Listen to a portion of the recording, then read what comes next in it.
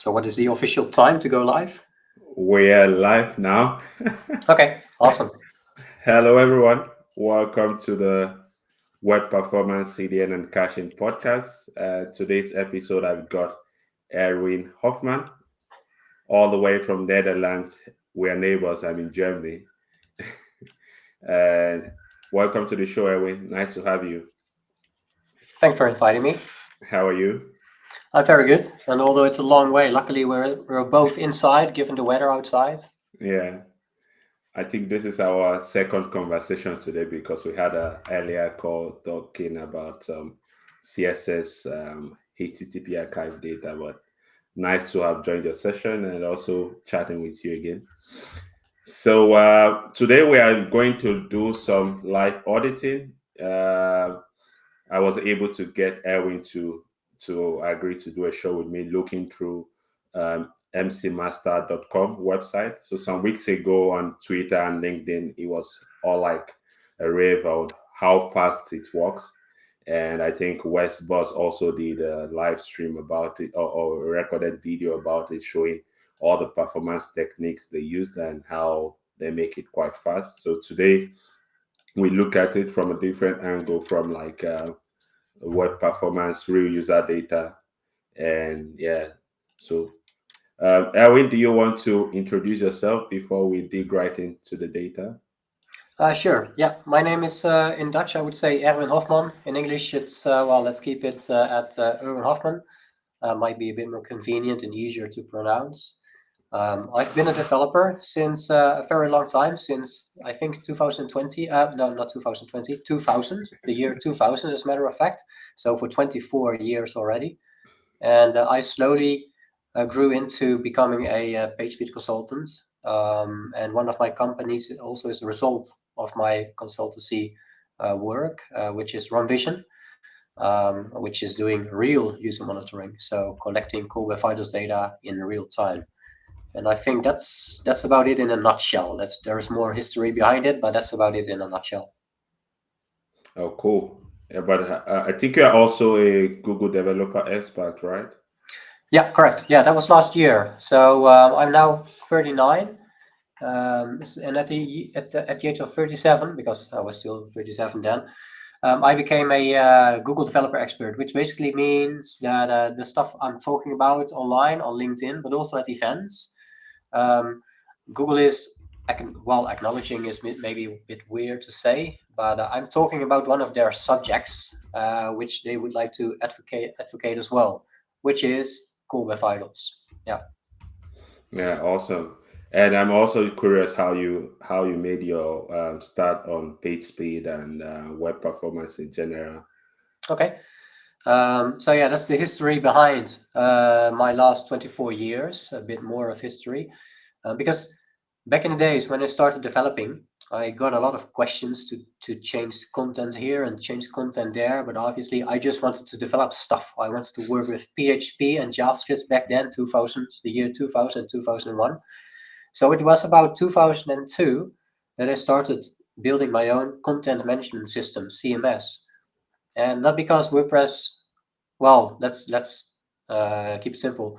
I didn't even hear of WordPress back then. I think it had version 0. I don't know 2. So I wasn't familiar with WordPress back then and started building my own CMS. And once other CMS platforms became more popular, like Drupal, WordPress, I obviously started to compare the speed of those platforms with my own CMS and started to wonder, why is my CMS that much faster? Which is, well, to simplify, my CMS was way more basic, obviously, than WordPress, but also you could not mess up as much within our CMS as within WordPress, etc. But there was a difference, both server side as well as client side. So what is happening on the server and what is happening in your browser. And our CMS had a page speed advantage on both levels. And I basically started to find out why. And anything that I found on the topic of page speed, I started to implement that within our CMS as well to make it even faster than it already was. And as a result of that, I started to share my knowledge with other agencies, merchants, etc. So that's basically how I became a page speed consultant. yeah, just by digging up page speed stuff online that could be found online and sharing that with agencies, merchants, just in one day of page speed training, for example. Oh, I think that's quite an interesting journey. It is, yeah, Like having to build your own CMS and do those comparisons. yeah. That's nice. For me, I also got curious about web performance, most especially starting from CDN. So that was one of the reasons I started this YouTube channel. And over time, I've been learning different aspects like CDN, web core web vitals. Also, like I joined your call today about CSS, and I think I'm also on the journey.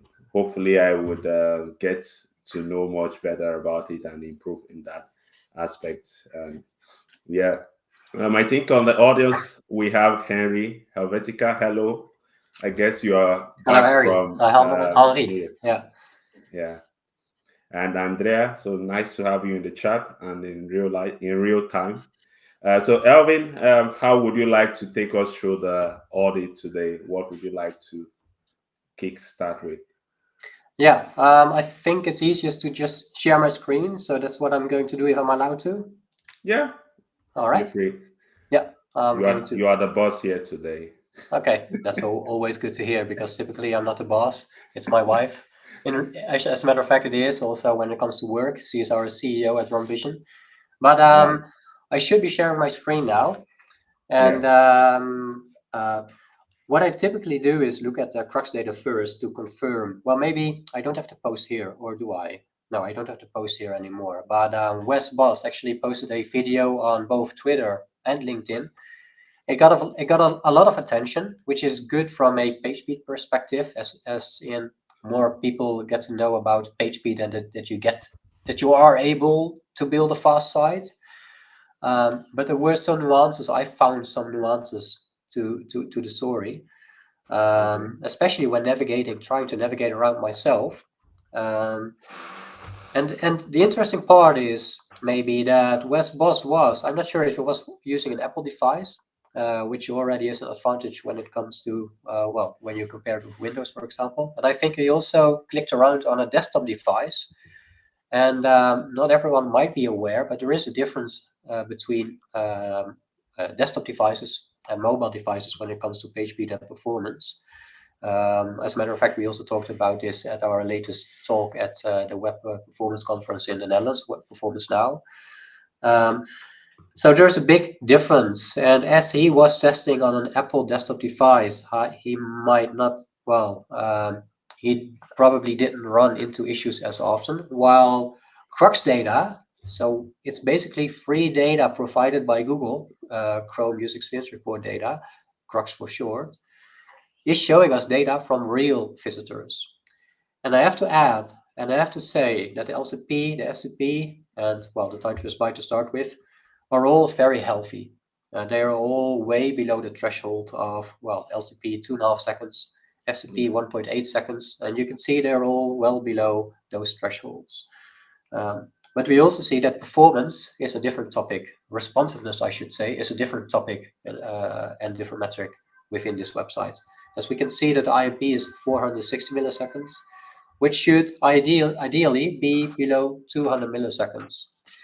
So this was, well, kind of confirming what I was experiencing when simulating a mobile device, where you can see that the experience is, well, once again, if we dive a bit deeper, you can see, for example, that only half of visitors, 52%, is having a good experience, while the rest, 25 and 23%, is having either a needs improvement, a moderate experience, or poor experience. Once again, when it comes to responsiveness. Another nuance for those that aren't aware is that the website is a well, SPA, maybe client-side rendering solution, as in whenever I navigate to a new page, it's basically a soft navigation. And soft navigations aren't becoming part of Crux data, because you could say Google or any browser isn't really recognizing soft navigations. And the Chromium team is working on this. So an SPA kind of, a soft navigation kind of API might land in maybe next year. But for now, Crux data does not include the results, experiences of soft navigations. As a matter of fact, and not a lot of marketing people or SEO people that are looking into Google Search Console are aware of this. As a matter of fact, any CLS or IMP experiences might be attributed to the wrong URL within your Google Search Console data. So if you would look into the Web Vitals dashboard in Google Search Console, you might see issues regarding IMP and CLS for specific URLs, but that is then typically the URL where a journey started. So basically the landing page of a session. Where did the session start? Within what URL? And any issues, IMP or CLS issues that could be also happening on follow-up pages, soft navigations, could then still be attributed to the first visited page. So that might be confusing for, well, whoever is looking into Google Search Console Web Vitals dashboard. Oh, because basically it's an SPA. Because it's an SPA. Yeah, that's correct. Well, basically anything with soft navigations could be called an SPA. So yeah, that's correct, because it's an SPA. Whenever I'm on a follow-up page and I do a hard navigation, for example, a refresh within the browser, then that page it is becoming part of Crux again. So LCP is being tracked as well as FTP and time first byte. But for soft navigations, typically, yeah, the Google browser basically doesn't know, once again, or any browser doesn't know that the previous page is being stopped and a new page hit is happening. So it's for the browser, it's just one long page lifecycle, basically. And for the IMP, is it possible to see like because it's like half of the user base is experiencing a bad IMP Yeah, experience? Is it possible that it depends on the type of mobile device, like between poor end devices and but also the absolutely. internet speed? Yeah, absolutely. Although this is historic data, by the way, also coming from the free Crux API, historic API. Um, but we don't get to see those nuances by just looking at Crux data. And the same applies to, well, any other site or non-SPAs. We don't get to see if optimal FTP is the cause of follow-up pages where most of the stuff, DNS lookup, render blocking files like CSS, are maybe already cached, or if there is a very big gap between first unique cold page loads and successive page loads where most stuff is cached already. We don't get to see those nuances within this data. If you want to collect that data as well to see correlations or even the cause of something, then you would need you need real user monitoring and add your own dimensions on top of core web vitals. So one example, Google is actually maintaining, just a moment, Google is actually Google Web Vitals EAS, should bring me to this GitHub page. Google is actively maintaining a library, Web Vitals library, which is basically enabling you to mimic what Crux is doing, measuring core Web Vitals across your website. Although the Crux data is per origin, per hostname, while if using Web Vitals, and someone would visit a Google Translate URL to translate your page, people are actually visiting the Google Translate.com website, but they are still looking at your website. You could collect that as well with the Web Vitals library, while it is excluded when looking at Crux data, for example. But that's a very deep nuance, maybe a detailed nuance. But you could use the Web Vitals library to measure stuff yourselves, and then add custom dimensions on top of it, and then send it to your own, whatever endpoint. There should be an example, send results to analytics endpoint. And that's basically what Run Vision is doing as well, although not this data, but we've got a commercial version aside from this free tool. And if you would subscribe, etc., and pick a subscription, then you don't need to do anything. As in, you only need to install a snippet, and you would get detailed information about all the stuff regarding core web vitals that is happening across your pages. So there is a do-it-yourself solution, this one, or you could use a commercial tool. Run Vision keeps historical data, right? So you can make comparisons. Yeah, well, once again, just to be sure, what you're seeing here is one of our free tools. And this is all based on Google's free API data as well, because, well, the data from Google is free, so the data that we are showing in our public tools is free as well. And then we've got a commercial version. There might be some screenshots on a website, for example, over here, that you get to see once you, well, basically once you use the Web Vitals library. And as I said before, either you would need to add your own dimensions to track stuff like the type of device to see correlations when it comes to IP, or if you don't want to go through that hassle, etc., you can just use a commercial tool and get the data by using, in this case, Run Vision. Well, yeah. I was going to ask for the Web Vitals library. Would you need to make tweak for it to work with Safari? Because I think Safari doesn't yet support Core Web Vitals. Correct. That's a very good question. Safari, but also Firefox, for example, they don't support all Web Vitals, Web Vital metrics. It's basically only, as of this moment, only Chromium browsers, which means Edge, Opera, and obviously Google Chrome. However, Firefox did start to support the LCP metric already last year, as of last year. And a few days ago, someone from Safari team actually asked a question on Blue Sky and maybe also on Twitter. If people want support for Core Web Vitals within Safari as well, or within WebKit. And obviously, a lot of people already answered to that question and said, yes, please do give us Core Web Vitals support within Safari as well. But it could take 1 year, 2 years. It might even not happen at all. We don't know, and we don't get to decide. There are a lot of debates and discussions internally within performance teams and etc. performance community to make it happen. But otherwise, as of this moment, you are correct. Safari does not support LCP, IMP, and CLS.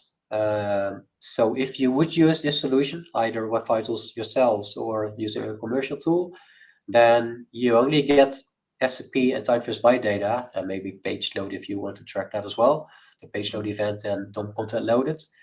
But purely the free Core Web Vitals metrics are not supported in WebKit browsers, correct? Okay. All right. When it comes to correlation, and we actually also showcased this in our performance talk, so maybe that data is a bit more accurate. There should be a download somewhere over here. Let's find out.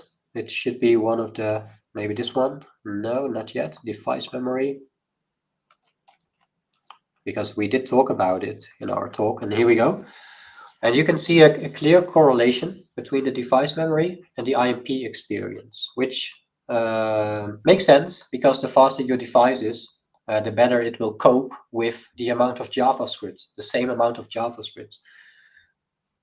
So I hope this should answer your question already. Yeah. There is a correlation. Yeah. I think that's helpful. Yeah. And also probably when measuring distance, you can also see check what devices have the lowest or maybe medium IMP score to device type. I'm not sure if I'm getting your question. What do you mean? I mean, I think for some people that track, especially if they use also Google Analytics, like from which devices, what kind of devices and region, probably you can also correlate those and see if you care about the rest of the curve not having a good IMP or not. Yeah. So typically when it comes to IMP, it's you will see a strong correlation between device memory and IMP metric. But when it comes to LCP, it depends on how the LCP is being built up. For example, if the LCP is being rendered using JavaScript, then device memory plays a role as well. But typically, it's then someone's bandwidth that is playing a bigger role. Although I should add that Google recently, a few months ago, published an article that was describing how the image size itself, when it comes to kilobytes, isn't playing a huge factor, but it's typically the discoverability of an image that is playing a huge role. So if you've got an image that should be detected, but it's being served using either JavaScript or a background CSS, background image, for example, the background property, then you're basically hiding it from the browser preload scanner. Um, but that's a totally different topic. Yeah. But yeah, when it comes to IP, it's typically device memory. When it comes to LCP, you might want to look at the correlation between the internet speed, etc.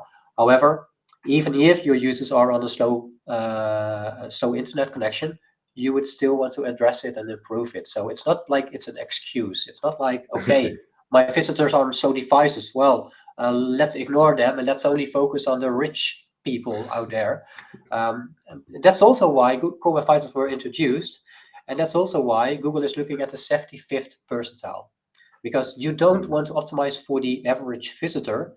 You hopefully want more than half of your visitors to be able to convert, whether it's buying a product or finding the information they are looking for.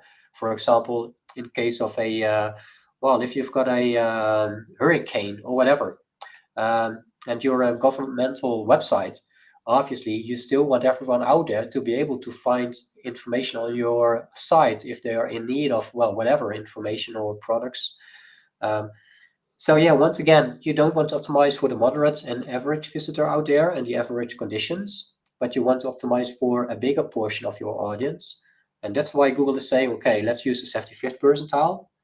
And Google doesn't care about your audience, as in, they don't care if your audience is in the Netherlands or if your audience is in Venezuela, where internet is typically very expensive when it comes to the amount of kilobytes and megabytes. Yeah. You would still want to, and you should still want to optimize for both of them. And you still want them to have a good experience as well, which means if you've got a site in the Netherlands which is doing, well, a good job when it comes to quarterfinals, and you are basically copying the full stack and then publish a website for people in Venezuela, you will have a harder job to optimize. And you should want to optimize because, once again, they are under more difficult and challenging conditions. So you should decide to serve less JavaScript, either first or third party, use WebP. So in the Netherlands, WebP isn't really necessary. But if you would launch the same shop in a different country, then you might want to consider supporting WebP or the newly next generation image format AFIF as well, for example. Those are kind of conditions, decisions you might need to make based on your audience and your audience conditions. Yeah, I think on that point, I think YouTube have a separate app, maybe only for Android or both iOS as well, which I think they release specifically maybe for people in regions like Africa and Latin America.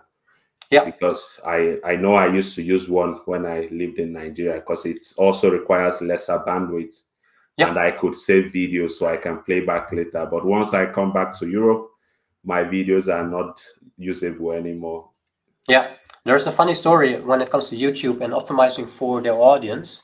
Not sure if you've heard about this before, but when YouTube started focusing on performance, they suddenly they expected to see an improvement in RAM data, but they actually saw a regression.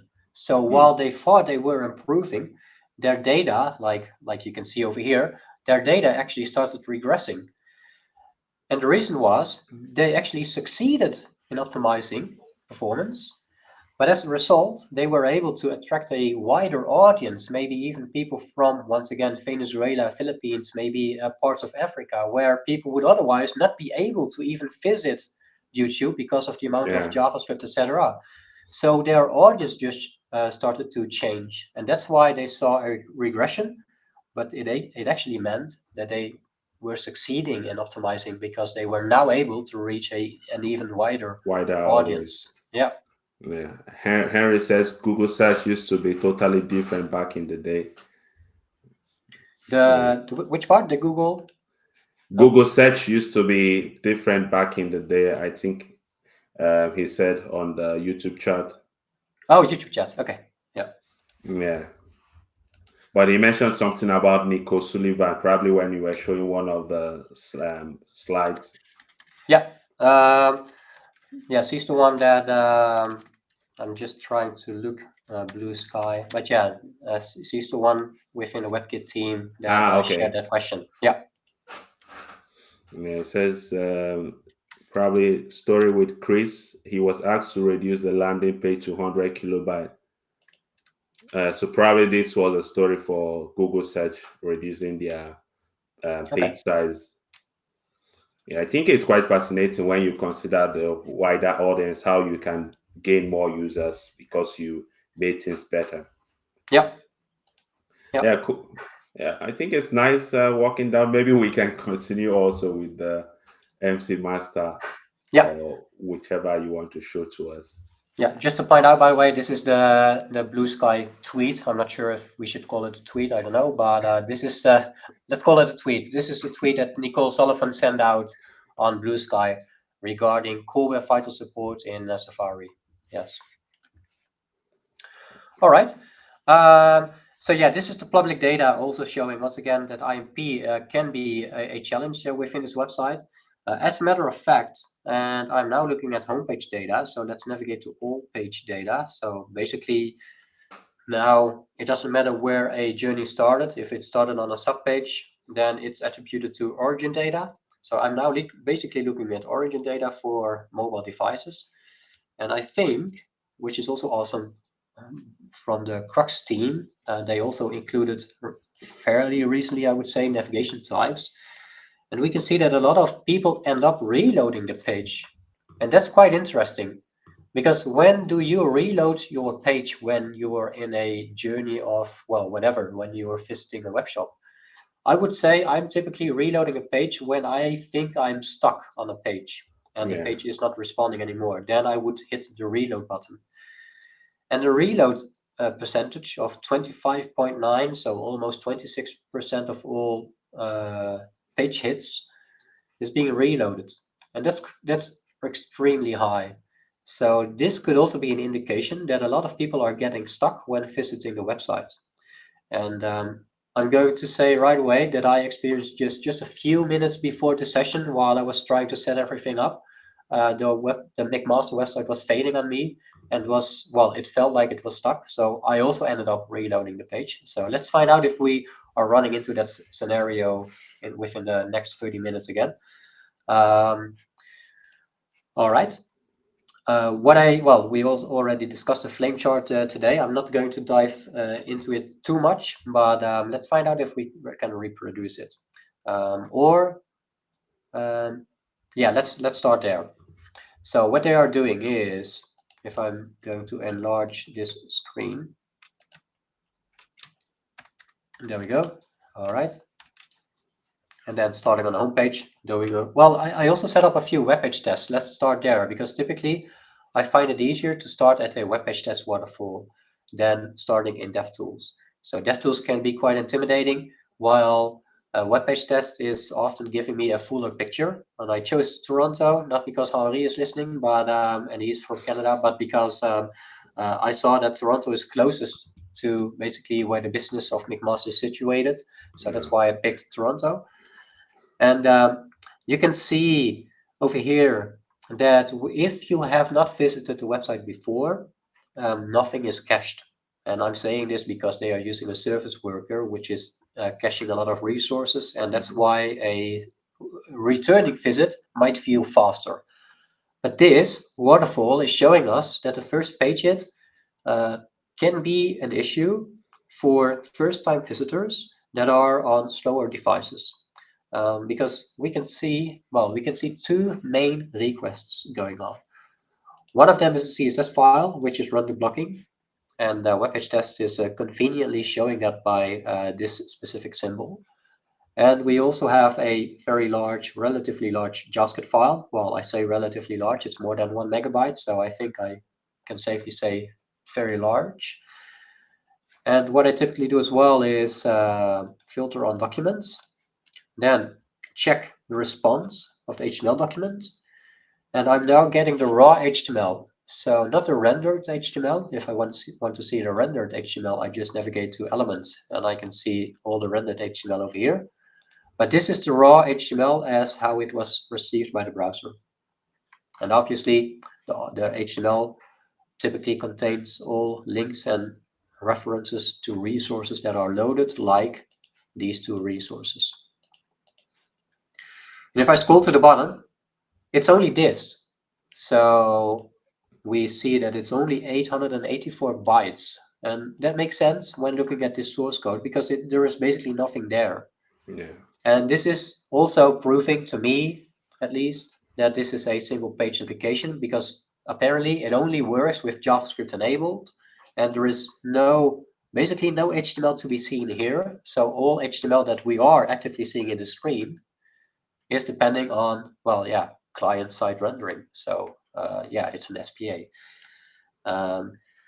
Defer means the JavaScript is only going to be executed once, well, basically once you could say all HTML was parsed, which should be fairly soon. However, because once again, there is almost no HTML here. But this style sheet is an interesting one, because I would say it's too big and they should code split this CSS, for example. It's 190 kilobytes, only 30 kilobytes when downloaded.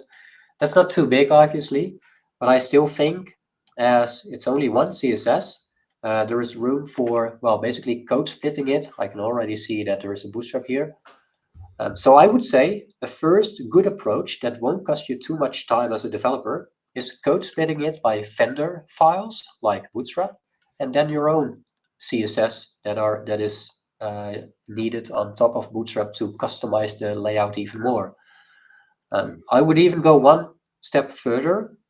I would even code split this into vendor files, Bootstrap, and then one general file that is needed for general CSS, like your header, etc., and then additional CSS files per template type. And that's typically, I would say, the best approach, the least time-consuming approach with best results, because we could go to, I'm not sure, CSS coverage, it's called CSS coverage. All right. But well, it's winter time over here. And if I would also look at this, then I would get extremely depressed on top of the weather outside. Because where do you even start optimizing as a developer? Okay, I can see that a lot of CSS is not even used. And although this tool is very convenient because I can just click on a file and it should highlight which CSS, and that's bigger CSS, which CSS is not used. And then we see a lot of red being outlined at the left. So does this mean that we should strip away all of the CSS? Well, in this case, yes, because apparently this one is probably only used on product pages. But otherwise, how sure is a developer that this CSS is not used? Well, there are builders out there that you could use, but there is also a chance that you remove a bit of CSS that was maybe used within a dialog that currently isn't shown because no interaction happened yet, but might be shown later on. So it can be a risk to just start stripping away CSS and other unused code, either CSS or JS, based on the coverage tab within DevTools. But I would say the more safe approach is to just code split CSS per, once again, vendor files, and then additionally one general CSS file, and then a CSS file per template type. At least the bigger template types like home, listing page, product page, maybe then another CSS for all account-related CSS, and then one more CSS for all other pages. And that's typically a kind of work that is not very time-consuming, but does come with a good win already. And you are also benefiting from caching, as in, if McMaster would now decide to change, well, maybe the size of their search bar, then this whole CSS file needs to be invalidated. It will get a new hash, and this whole CSS file is being invalidated. And they would then force users to download all CSS once again. Only 0.1% is being changed, all users out there are being forced to download a full new CSS file. And if you code split it, then some files will still benefit from being cached, for example.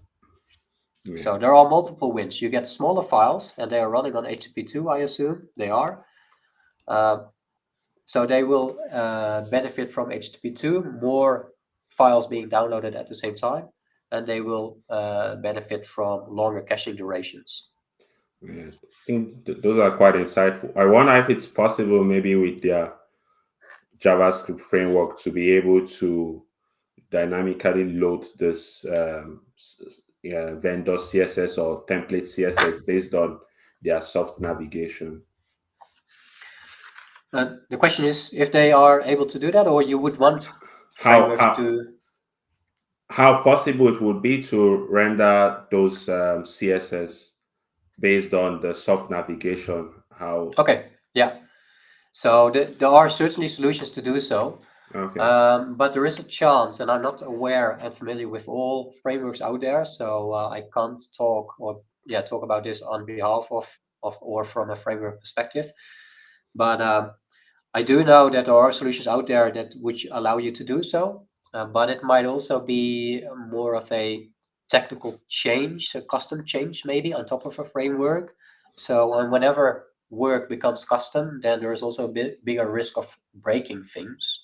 So that might be a reason why they didn't do this, although this is also a relatively old site maybe. So it might not have been there, that solution, back when they started building this website, and afterwards they might have never looked into new features around their framework maybe. So that could be Yeah. reasons why they are not doing that. Yeah, thinking about it, I think it's quite possible, and also like frameworks like Next.js and some of the CSS and JS libraries, they allow you to. They also tell you to split your bundles, like Yeah, it renders a CSS bundle for each page. So those should be also quite fairly doable with most of these frameworks. yeah. All right, I'm just looking at because I do know, I'm not sure if we have time for that, but I do know. Yeah, let's share this one as well. So Faircell actually came up with a new version to mimic the McMaster website, but then in Next.js they called it Next Faster. Um, and yeah, they are shipping, well, way more JavaScript, by the way. But yeah, you can see that they are using multiple files. So it is a better practice given the fact that they are using a lot of JavaScript. But at the same time, this Next.js driven website is also just using, well, probably way more JavaScript than this master website. Although, if I look at this big file and the amount of main thread blocking duration, well, yeah, this is also already a lot of JavaScript, obviously. Even my site using both jQuery and Bootstrap. Yes, I know I shouldn't be doing this anymore, but even my personal website is still using jQuery and Bootstrap, and it's not even using this amount of JavaScript. So is this amount of JavaScript really needed? Yeah, And that's quite a lot. yeah, it is. And this is a zoomed-in version, so let's look at how things look like.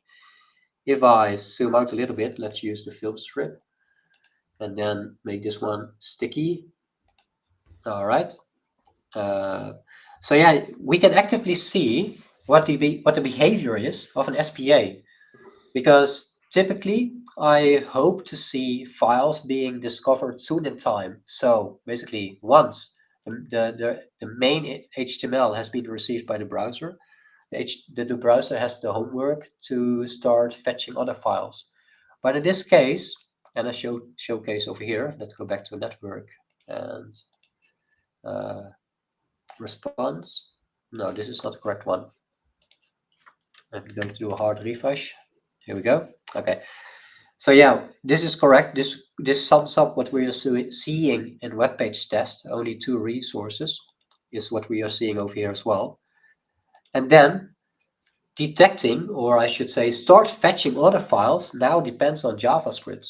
And because they decided to bundle all JavaScript in one file, the browser can only start to even fetch other resources once all JavaScript was both downloaded and executed. And you can see that if we sum that up, then it takes, well, almost 2.5, well, it actually takes more than 2.5 seconds to both download this file and execute the contents, and to finally start fetching other files that are actually actively needed within the web page.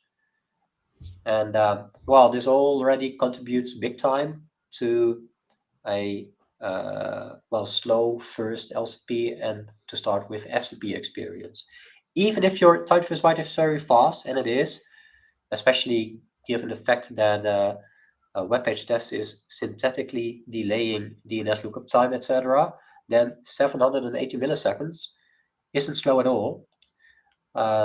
So the time to first byte is actually very good, but then we do see that if they want to improve, well, they are not able to improve because, well, they are able to improve, but what I wanted to say is it's an SPA to start with. So if you really want to improve the first page hit, then you would need to consider using pre-rendering solutions for the first page hit so that the first page hit can be fully server-side rendered, for example. But that's a different topic. And once again, I have to admit, if we do look at FCP data and LCP data, then apparently this is not a very big bottleneck. We do see a big gap between time to first byte and FCP, and we also see a big gap between FCP and LCP, for example, and that's called the delta. FCP delta is, well, a bit less than 800 milliseconds, and then the LCP delta, as of FCP, is 1.1 seconds. So yeah, the deltas are quite high, caused by what we are seeing in web page test, but as the time to first byte is very healthy, the LCP still isn't, well, it's just passing the 2.5 seconds LCP threshold. Yeah, nearly. Nearly, yeah, exactly. So if they would have a bump, for example, during Black Friday, if the server is very busy, then it might result in not passing Core Web Vitals anymore. But luckily for them, Core Web Vitals is based on a 28-day rolling period. So if they have one off day when it comes to time to first byte, then it won't cause them to not pass Core Web Vitals anymore. They should still be good. Yeah. All right. So that's web page test. And well, I did multiple because I did see differences within. I also did one for the listing page, and well, you can see what web page test is seeing for a long time as well. They are seeing a spinner icon for a very long time. That's well, we see the same behavior, which makes sense. Although I did see differences among some pages. I'm not sure if we will be touching them today, but yeah, let's go back to the film strip. And yeah, you can basically see if we also jump to a 0.1 second interval, we see a loading spinner for a very long time. So the LCP, I'm not even sure if the LCP is triggered. The LCP is highlighted by red, so let's find out. So this is where the LCP is being triggered. And I think this is interesting as well. It might not always be the correct element that is being used as LCP element. So while this data looks healthy, it might not actually represent the most important part within the page, because the LCP might actually be triggered on the loading spinner. And I would say that the loading spinner isn't very meaningful. It is triggering the LCP, good for them, because now they're able to pass Core Web Vitals, but it might not really represent the most important part within the web page for real users. Because yeah, once again, a loading spinner is not really meaningful for me. If I'm visiting a product page or whatever page, I want to see the product title, but also the image as soon as possible. And I don't want to, well, end up looking at a loading spinner for I don't know how many seconds. Especially, yeah, if it takes up to 4 or 5 seconds. Maybe that's also why you hit the refresh button to be sure. Yeah, there is a very big chance that this is also resulting in people hitting the refresh button. Yeah. And now they now have a double challenge, I would say, because starting to even fetch the first new resources like images, logo, images, etc., additional CSS apparently, This now depends on JavaScript. So you better, as a visitor, you better have a very fast device. Otherwise, JavaScript execution can already take a longer duration. And if you then also are on a slow internet connection or moderate, well, let's say slow internet connection, then fetching those files could take a while as well, on top of the JavaScript that had to be executed before. So building a website like this now comes with two challenges, both internet speed and the type of devices that people are using. While if they would have been using a server-side rendered solution and doing things in an ultimate way, obviously, then they would not have a combined challenge. Yeah, that's quite interesting. And if you look at this just from Lighthouse scores or from your dev machine, you mostly don't recognize all these challenges, especially if you look at it from the where when the what's it called service worker already cached all the data and you think everything is quite perfect. Well, the Lighthouse test is typically testing a cold page load, so nothing is being cached, and the service worker then also isn't doing its job yet. Um, I have to add though that Lighthouse is going to be removed from DevTools, so there will be a moment, maybe already next month, I'm not sure, but there will be a moment where Lighthouse won't be there anymore in DevTools, but it will still be there when using page speed insights, which we can see over here. And this is, I am actually surprised by this, because based on what we see in web page tests, this isn't even possible. This might be caused by, and I'm not sure, let's look at web page test. And else, I'm going to check the FCP metric in web page test, and it's showing me that it's happening at 3.9. So that's over here, which makes sense because this is where first layout change becomes visible. So what I'm seeing over here is unexpected. This is, I've hacked PageSpeed Insights a lot, which also comes with knowledge about how Lighthouse works. And this typically is, well, this is a very good score. And even if you have one random blocking resource, then this typically isn't possible.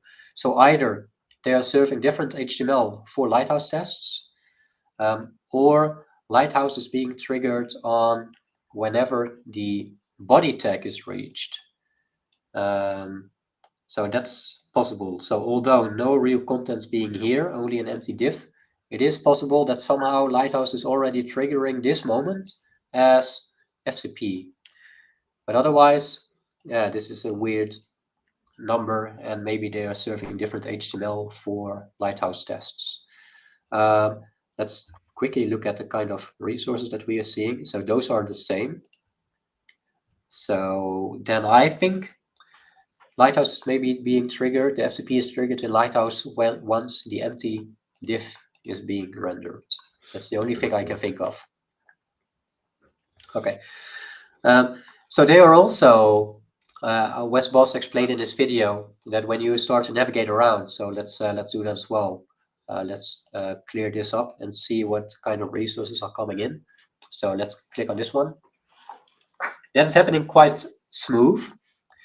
And they might have prefetched, well, I already visited this page before, so obviously the service worker might be doing its work already, although not here yet. And if I now continue clicking, well, did I have anything throttled? And I do not. And you could still see a spinner wheel, a spinner icon. So let's see if Maybe we, because you have the cache disabled. yeah, there could be a reason. So let's find out by clicking back, do a hard page refresh, and then again, clicking, now I don't have the cache disabled, so let's try again. And I still see a spinner icon. And I think that although they are, and once again, I'm now seeing a white screen for a moment. And if I now click again, click a bit deeper, again, a white screen. And I don't have anything throttled. So I'm not sure which path Wes Bos chose to navigate to run into only fast pages. But once again, I've got nothing throttled. This is on a new laptop, and well, that one was generally fast. But And I have to admit, I already had a client that said, hey, we saw this video by Wes Bos. Should we look into it and implement all those best practices? Well, first of all, they did not have an SPA, so it was not a very good comparison. But I would also add browsers nowadays, and Google Chrome being one of the browsers and engineers behind it that are pushing new APIs. Browsers nowadays are equipped with new APIs that would allow you to achieve the same what SPAs tried to achieve back in the days. So back in the days, we didn't have those APIs, but people did want smooth navigations, just like within native apps. And that's basically how SPAs became popular and why it got a lot of traction.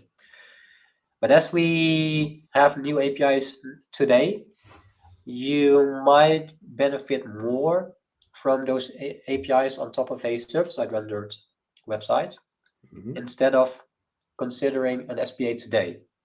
Also because an SPA typically involves a lot of JavaScript.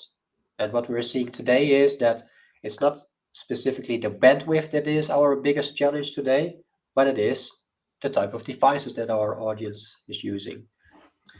And they are using some prefetching. I'm not sure. I do have a list, by the way, in Dutch, so I'm not going to share it. But I do have a list of some best practices because I had once again a client that asked me about specific features within the video of Wes Bos, like preloading and prefetching links, like resource hints, if they should use it. If they should prefetch pages on hover and mouse over, like the website is using, if they should install a service worker as well, like the McMaster website is using, and if they should remove white spaces from CSS, etc. And that's about it.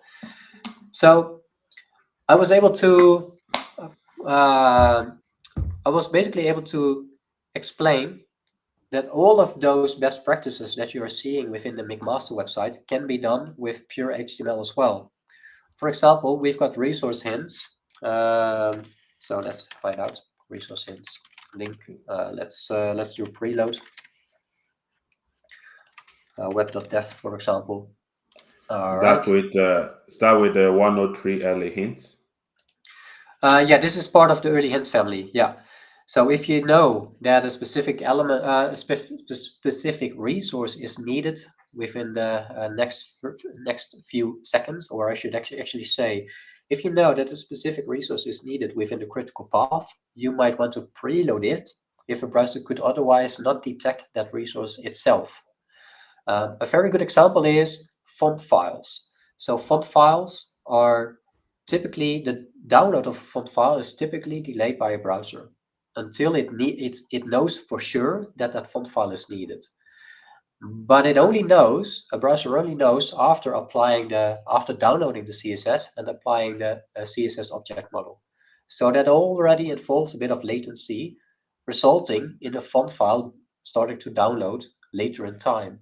But we, as developers, know what we want on our website. We know that we want a specific font file, so we should then decide to preload that font file, for example. So that's a very good example of when a resource hint like a preload comes with a benefit. I also see a lot of Next and Next frameworks preloading all their CSS files, but that's unnecessary because those CSS files are already in a link style sheet element, and the browser will already be able to discover them and start downloading them right away. So you don't need a preload link for your style sheets that are already in the head section. But for font files, this is a very good example. So my client also asked, okay, should we prefetch files on hover or mouse over? And that's where speculation rules comes in. And you can see, well, this is debug with speculation rules. So let's keep it a bit simpler. Speculation rules, web.dev.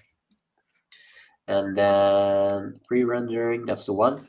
I don't want to debug today, so at least not speculation rules. And this is basically just a piece of JSON code. It's not even JavaScript. It's just JSON code that sits in your HTML document. And although these are fixed relative paths, you can also use patterns like URL patterns. this is an example, where you can decide to either prefetch a file, for example, a next navigation, or whenever a person is hovering over a link, you can decide to prefetch just the HTML or pre-render the whole page. And I'm not sure if you're familiar with or heard of speculation rules before. Yeah, so for speculation rules, I think last month I was playing around with it, trying it with HTMX, and I think I used the probably moderate, and Okay. it was able to load the files on probably on hover, but I Yeah. combined it with the view transition for the multi-page app Oh, to see how to play awesome. around with instant loading and the smooth transition, and it felt quite like a SPA as Yeah. well. Yeah. And I haven't even got the time to play around with the view transition, but I'm glad you're mentioning this because I also think that combining speculation rules with view transition is going to give you an SPA-like behavior. Yeah, And well, we're basically already coming to a conclusion. Nowadays, you don't need an SPA to allow users to have a smooth, well, basically smooth experience on websites. And yeah, that was mostly the reason for my experiment because I'm used to using a lot of JavaScript frameworks, and like yeah, I used to have also website with a lot of JavaScript and everything have to load, and I'm yeah, also getting tired of those style of building apps. So now I'm trying to experiment with like multi-page apps using HTMX and also a few other tools to see what fits well. So yeah. I have Tim Feriske coming on the podcast on December 12th to talk about speculation rules, and also he has a very smart, fast website, Okay. scalemates.com. So if anyone is Oh, cool. curious, Yeah, he can join the show on December 12th. And yeah, to learn more yeah. about that. Yeah, Tim is also he is actively experimenting with new APIs, speculation rules included, and he's well, I think he already got awesome results. So while his Yeah, website Skillmates is already very fast, he's now able to get even faster. So I think that Skillmates is a very good comparison to compare with McMaster. And well, as a matter of fact, maybe I'm going to spoil the fun for Tim next week. But if we are going to compare the two, before we so go let's forward, find out. I don't want to take up too much of your time. So, do you still have a few minutes to show Okay. what you want to show, or do you have another meeting today? Um, I don't have another meeting. No, Okay. no. And this is a quick comparison, but once again, I'm not going to spoil the fun for Tim too much. But you can see that Tim has way better IMP, and well, time to first byte is also very good. So as long as you have a very good time to first byte, and apparently McMaster is able to achieve a very good time to first byte, then keeping things simple, not over engineering by choosing an SPA or well, yeah, client-side rendering, and using new APIs, you can already offer your visitors a very good experience with by just well, once again, keeping it simple and stick with the web platform basics. Yeah, what I find quite interesting with Team website when I found out about it was how fast it is, and I think it's all PHP. It's PHP Yeah, based and not it is. any JavaScript framework, and then you compare it to what is usually seen on YouTube and conferences about using like Next.js and the and maybe Yeah, Vessel platform, how you get faster. But then you realize that people using old technology like PHP and all, or even getting something faster with yeah, less JavaScript headache, and those yeah, are what makes me more curious to see what is different than what I've been used to in the JavaScript world. yeah. I have ideas on that, but I'll keep that for Tim. But so I'm definitely going to join. But just one more example. I just Okay. did a recording trace to see what is going performance trace to see what is happening when clicking on a category. And you can see that while this is where I clicked, my click handler already includes, well, involves a lot of JavaScript, apparently, a lot of JavaScript to run. But even once my click is fully executed, you could say, even then, it takes a bit of time to come up with the next big layout change, as we can see over here. So a lot of JavaScript and this layout change, well, it's being triggered over there. So my click is involving a lot of JavaScript, as we can see, another block and another block and another block of JavaScript. And I'm not sure if I also did frames. Yes, I did, but I can't mouse over, so that's a shame. But we are able to see that the next change is only happening after this style block was, well, basically after the recalculate style happened. So this is showing one of the big bottlenecks that I typically see. Yeah, let's add that as well. What I typically see happening on Next and Next.js and other JavaScript-driven websites, where a lot of JavaScript is being involved to even make a navigation happen. And that's a shame. And you don't need this. Well, you don't need this in general. But I bet that Tim is going to show next week that you really don't need this amount of work in a browser to make navigations happen in general. And that's why, again, I'm now going to repeat myself, but that's why keeping things simple, you do need a very good time first byte, obviously, to make it happen, but you also need a very good time first byte to make an SPA happen. Because if the time first byte, if the response times of your API calls is not fast, then you are screwed within an SPA as well. So as long as you have a very good server response time, then you don't need an SPA to get a very good experience for your visitors. Yeah. Maybe if I've got enough time and maybe find the resources, I could also make a Next faster, but maybe with HTMX and multi-page apps to see if I can replicate something similar. It is actually happening, as in platforms like Next.js is also offering, I think they are also offering server-side rendering solutions. Yeah, they do. Yeah, just because they also are now seeing, now that IMP was introduced, but the fact that a new metric is being introduced doesn't mean that the experience suddenly changes. A bad experience was already there, but a new metric is finally able to tell us. So the metric wasn't there back in the days. And I think that's one of the reasons why people are now learning about the fact that an SPA is not always the best pick, not for all use cases out there. And especially in combination with the audience that you have. If you've got an audience on always the latest device and always fast internet connection, for example, then the SPA might not come with any core vitals laws, for example.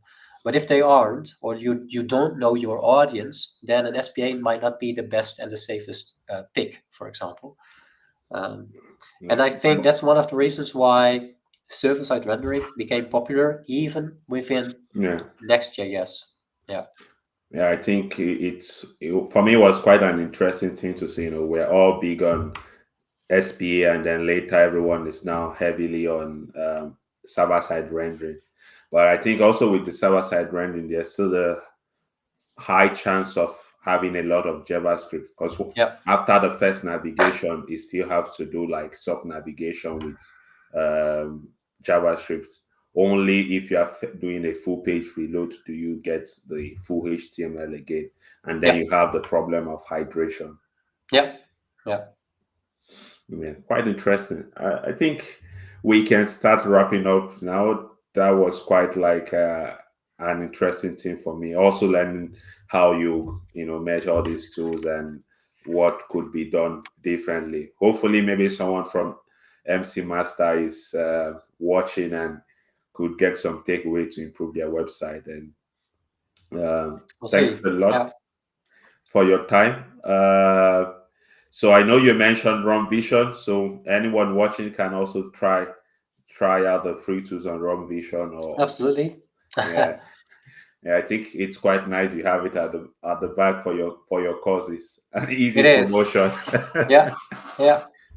Yeah. And I'll definitely be joining. Well, when is the session with Tim going to happen? The one with Tim is on December 12th, so probably in 2 or 3 weeks.